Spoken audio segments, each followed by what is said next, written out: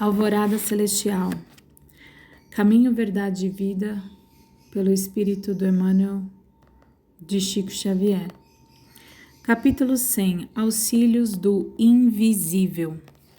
E depois de passarem a primeira e segunda guarda, chegaram à porta de ferro que dá para a cidade, a qual se lhes abriu por si mesma, e tendo saído, percorreram uma rua e logo o anjo se apartou dele. Atos 12:10.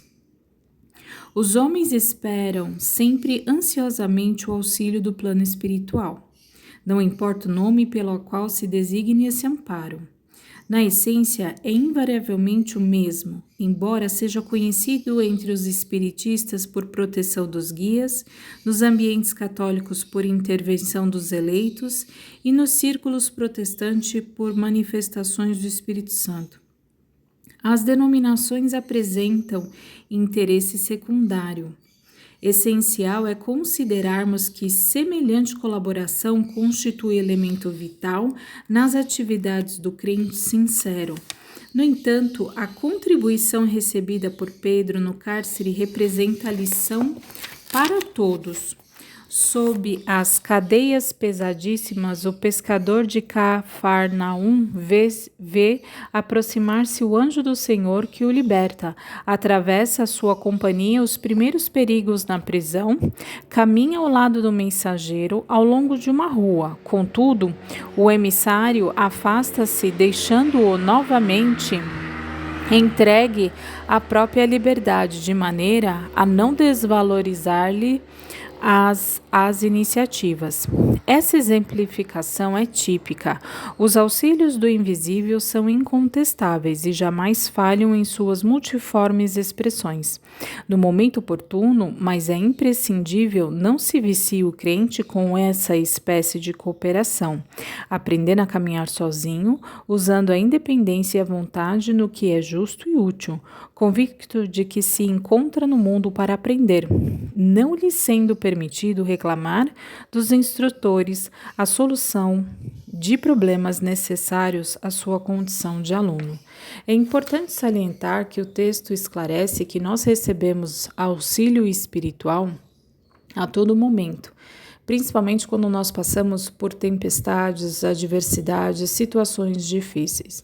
Mas o plano espiritual, ele requer de nós uma certa independência, saber olhar para os nossos erros, saber olhar para o nosso caminho e identificar aonde nós devemos melhorar ou como nós podemos fazer diferente para evitar que alguns problemas aconteçam ou que situações se repitam. Não é porque a todo momento você tem um problema ou você causa um problema que a espiritualidade ela vem prontamente a te socorrer. A gente nunca deve esquecer da lei de causa e efeito.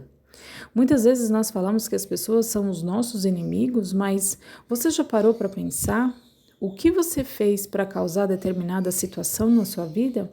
Existem situações que elas acontecem, a gente num primeiro momento não consegue entender, mas depois com o tempo nós vamos compreendendo como as coisas chegaram aonde chegaram e aí fica o nosso aprendizado. O que nós podemos fazer de diferente? Como nós podemos contribuir para que aquela situação não aconteça mais? O que nós precisamos mudar em nós? Então, a independência espiritual é no sentido de internalizar os nossos aprendizados e sim, sempre manter em prece, em oração, em comunicação com o plano espiritual, mas como um aluno que recebe a lição e faz o seu dever de casa e internaliza aquele aprendizado. Por isso que o auxílio do invisível ele é sagrado, ele é importante, mas nós não podemos nos viciar desse auxílio por qualquer coisinha que aconteça. Eles nos trazem as lições, eles nos ensinam justamente para que nós possamos nos tornar independentes em determinadas situações.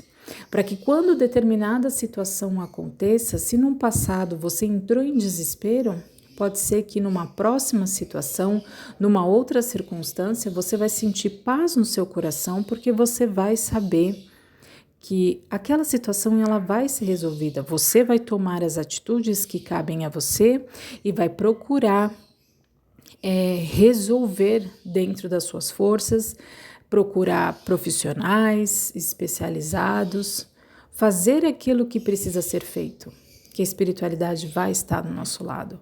Pedir clareza, pedir discernimento, isso sempre nós devemos fazer. Mas o que não pode é tudo a gente sentar e esperar que a espiritualidade resolva para nós.